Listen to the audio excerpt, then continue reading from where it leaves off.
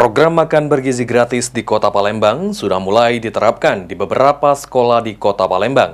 Hal tersebut membuat sejumlah pedagang di kantin sekolah merasa khawatir karena bisa berdampak pada omset.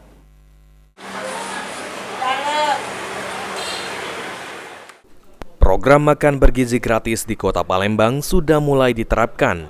Hal tersebut membuat sejumlah pedagang merasa khawatir. Meta, salah satu pedagang kantin SMP Negeri 19 Palembang, mengaku khawatir adanya penurunan drastis jumlah pembeli, terutama untuk pedagang kantin yang menjual makanan. Lantaran anak-anak lebih memilih makanan bergizi gratis ketimbang membeli dari kantin. Makan siang ini kan kita tidak mungkin lah budak tuh jajan kalau diolah disediakan makanan. Kalau untuk minuman oke masih terus dia berjalan.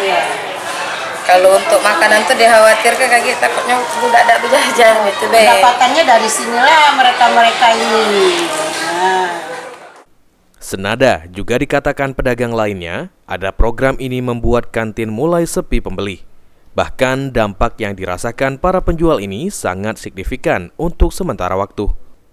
Sejumlah pedagang meminta pemerintah untuk memberikan alternatif, seperti melibatkan mereka dalam penyediaan makanan bergizi gratis. Ini caknya tuh pemasukan kantin agak kurang, yang jelasnya. Biasanya kan lumayan ramai kan, kurang.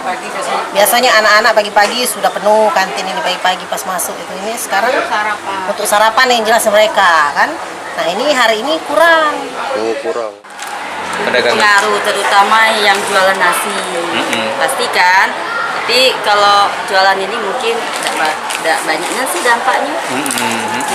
Apalagi es kan pasti tidak berdampak. Yang berdampak tuh nasi, mie kan. Sarapan pagi. Iya, biasanya kan anak-anak mie, nasi kan. Kalau istirahat pertama sih tidak masalah. Tidak tahu kalau istirahat kedua.